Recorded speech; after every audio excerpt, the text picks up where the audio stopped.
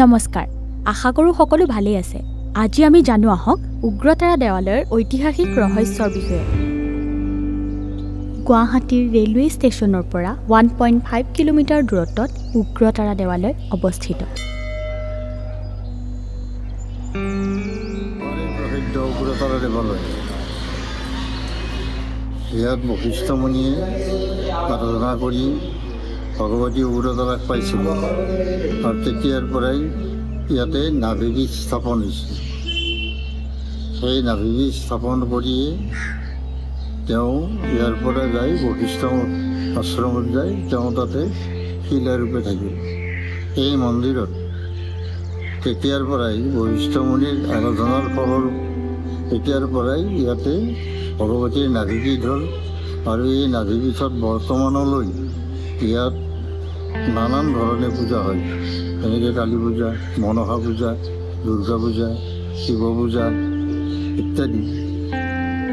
হয়, আপোনালোকে ঠিকেই শুনিছে। গুৱাহাটীৰ শক্তিপীঠসমূহৰ ভিতৰত অন্যতম গুৰুত্বপূৰ্ণ শক্তিপীঠ উগ্ৰতাৰা দেৱালয়।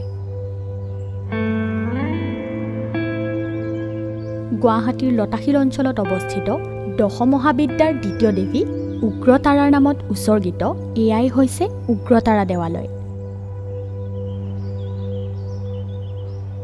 আহোম স্বৰ্গদেউ শিৱসিংহই 1725 খ্ৰীষ্টাব্দত এই দেৱালয় নিৰ্মাণ কৰাইছিল।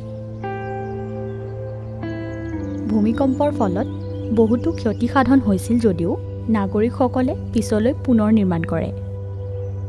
উগ্ৰতাৰা দেৱালয়ৰ গৰ্ভগৃহত দেৱী উগ্ৰতাৰাৰ কোনো মূৰ্তি বা আকৃতি নাই। পানীৰে পূৰ্ণ কুণ্ড এটাক দেৱী হিচাপে গণ্য কৰা হয়। ইয়াৰ লগতে ইয়াত পাল বংশৰ সময়ৰ অষ্টধাতুৰ উগ্ৰতাৰাৰ মূৰ্তি আছে।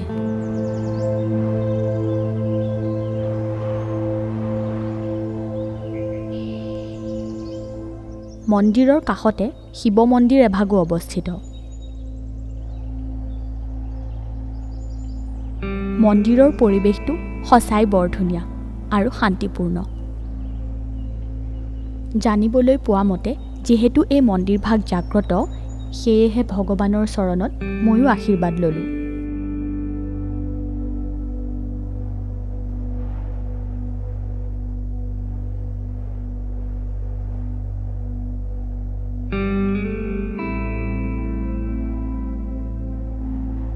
উগ্ৰতাৰা দেৱালয়ত নৱৰাত্ৰি বৰ ডাঙৰকৈ পালন কৰা হয় আৰু সেই সময়তে ইয়াত বলি বিধানো দিয়া যায়।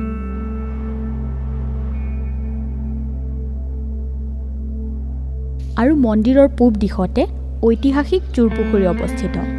তাহানিতে এই জোৰ পুখুৰীক তাৰাকুণ্ড নামেৰে জনা গৈছিল আৰু এই পুখুৰীটো খন্দুৱাইছিল আহোম ৰজাই। গুৱাহাটীৰ মাজমজিয়াত যে ইমান এটা ধুনীয়া পৰিৱেশ আছে কল্পনাও কৰিব পৰা নাযায়। সঁচাকৈয়ে বৰ মনোমোহা পৰিৱেশ। ৰ'ব, আৰু এটা কথা আছে। জানিবলৈ পোৱা মতে পুখুৰী আগতে এটাই আছিল। যেতিয়া অসমত ব্ৰিটিছে ৰাজত্ব কৰিবলৈ ল'লে তেতিয়া তেওঁলোকৰ যাতায়াতত অসুবিধা হোৱাৰ বাবে পুখুৰীটোৰ মাজেৰে এটা পথ নিৰ্মাণ কৰাইছিল। ফলত পুখুৰীটো দুভাগত বিভক্ত হোৱাৰ বাবে পুখুৰীটোৰ নাম জোৰ পুখুৰী নামেৰে প্ৰতিষ্ঠিত হয়। এয়াই হৈছে ইতিহাস প্ৰসিদ্ধ উগ্ৰতাৰা দেৱালয়।